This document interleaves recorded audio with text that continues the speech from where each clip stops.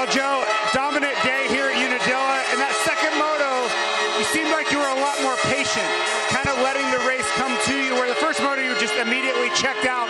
Was that more just because the track was a lot more slippery, or were you being more patient on purpose? Yeah, I don't know. I couldn't hear you much, but no, good moto for me. Another good start. Kind of just you know, keep that consistency, and yeah, I'm riding much better. So yeah, I just want to say thank you to my trainer Joe, mechanic Ben, my dad's here today, my sister, the whole HRC crew. Thank you so much. It's a good one. Yeah. Congratulations. Go celebrate.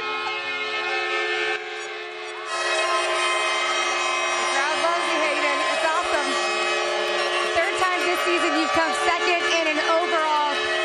Kind of reflectively look at the day today, and you can kind of say, hey, look, there's a bigger picture here. When did you start focusing in on that bigger picture?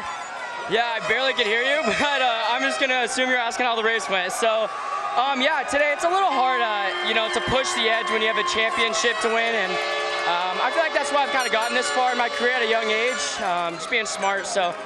Yeah, it was a good day. I'll take a second. I struggled all day here, so I'm happy with that. Good job to Joe. He was ripping all day. And yeah, thanks to my whole team, mom, dad, trainer Swanee. Let's go do the thing next week. He's chasing down that championship next week, guys.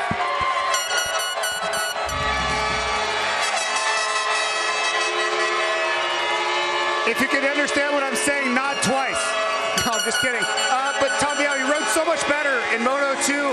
Was that you, or was that bike changes that you made in between motos? Yeah, my speed was a lot better. Joe was riding good in the second moto, and I'm pretty happy.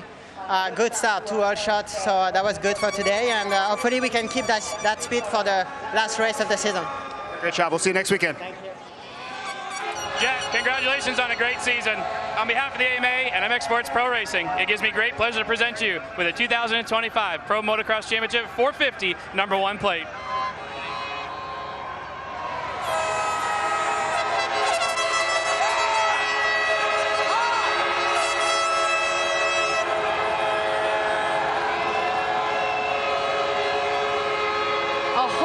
Celebrations. It's Jim Perry with me from MX Sports, the event coordinator with the Edison Dye Motocross Cup. Jet, on behalf of MX Sports Pro Racing, AMA Pro Racing, and the SMX League, I'd like to present you with this Edison Dye Award on your second championship in the 450 class. Man, well done.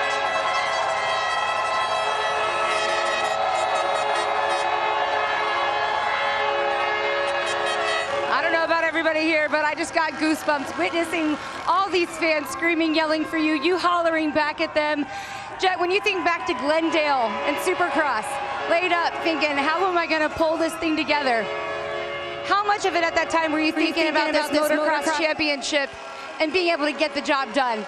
Yeah, honestly, it didn't seem possible, you know. You had such a low mental spot because you worked so hard for this and it goes away, but gosh, I've spoken to G for the 2 to 3 months, or 2 months I was there, and it's like, this was manifesting. I'm winning the first race I'm back, I'm winning. The championship I'm winning. I manifest this every time I was at a low point, pushing through the pain of trying to get my knee to work again, get this, just the muscle back, get it to work. All that pain goes into this, and it's awesome. You know, it's great just to come back in a championship and know I have a good run, and me just manifesting that and being able to put it into action is awesome. And just thanks to the whole team. Thanks to Dr. G for bringing me back. Thanks to my girlfriend who was there in those low points. My family, my brother, he made it hard on me. All the competitors this year. Eli, it was awesome to race this year. He rode unreal as well. The lads didn't make it easy, but no, just thank you to everyone, and thank you to the fans also. You guys can hear it. Let the celebrations begin for Jet Lawrence.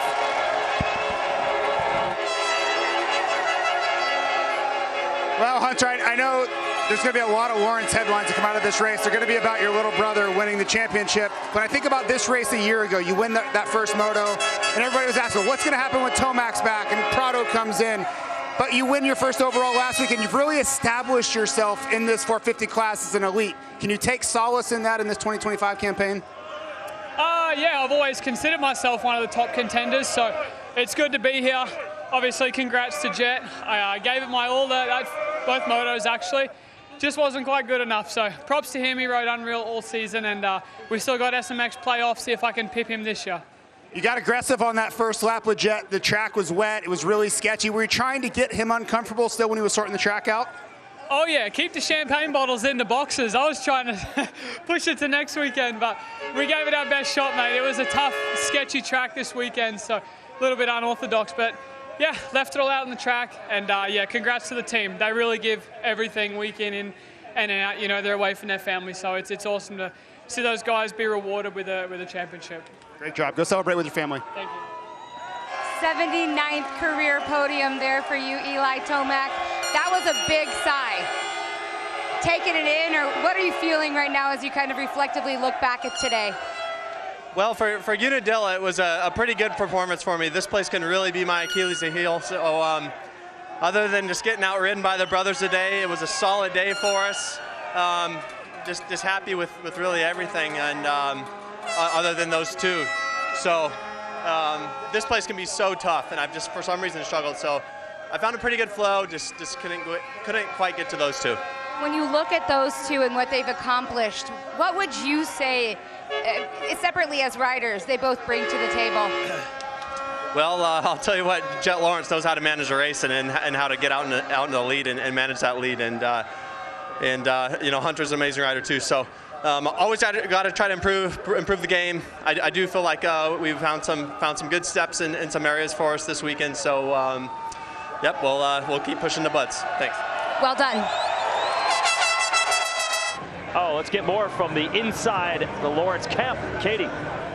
Standing by with Dr. G. You heard Jet Lawrence mention that in his post-race interview. Man, there were some days at your shop in his recovery that nobody knows about what was happening but you. Yeah, those are some dark days. And, you know, even the best of the best athletes in the world, they even doubt themselves sometimes. And, you know, when he was doing all that rehab, I'll never forget the day. It was a bad day. He was in a lot of pain. He looked over at me and said, "Hey, Dr. G, do you ever think I'll be a champion again?" And I chuckled to myself because, you know, you can't train hard, and that's what he has, you know. So props to Jet.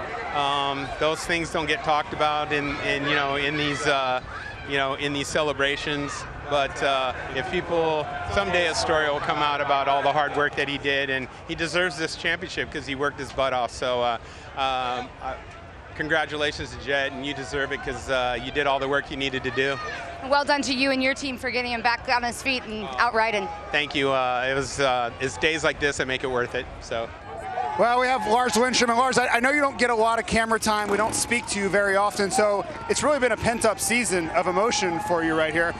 All in fun, but seriously, you oversee a lot of this, and you get to see so much behind-the-scenes stuff, and we talked a lot about the Glendale injury, and I think there was a question at Honda, correct me if I'm wrong, about would he or wouldn't he be able to race at Paula, and they're having some fun on the podium, but can you walk us through that decision-making process about allowing him to get back so early when you have such an investment in this kid for the long term? 100% you're right. I mean, there was no pressure on our side for him to go racing because we've been through knee injuries. I've been through my own. I know what it takes to get back, and it's not easy. And realistically, you know, it's a 6-month road, and he came back and raced within 4 months or whatever. It's a risk at a certain point that you don't really need to take. The kid's won everything. So, but with the recovery that he did, the way he heals, all the things that they went through to get, prepared to race, and just him being the way he is, they were able to make it happen. And then now to be, a couple months down the road and wrap up a championship that we didn't expect or, didn't think that was possible is just, it's unbelievable. Well, when you think about the emotions of that day, and I'm sure some of you are walking around, you and Brandon Wilson, some others probably walking around with your fingers crossed about how this is going to go, and you fast forward to winning a championship a round early. Like, is that really hard to process, like how quickly this kid got back to being the best in the world? Yeah, I think so. I mean, you're totally right. Like the first race, you're just hoping that he doesn't, do something, put his knee down. It can happen so easy, just like it did at Glendale. So even every race, I mean, at High Point we had a little bit of a scare on Friday, and things like that. You know, you just one more race, we get through one more race, and then you know you're just that much stronger. He's that much more healed, and you get a little bit more comfortable.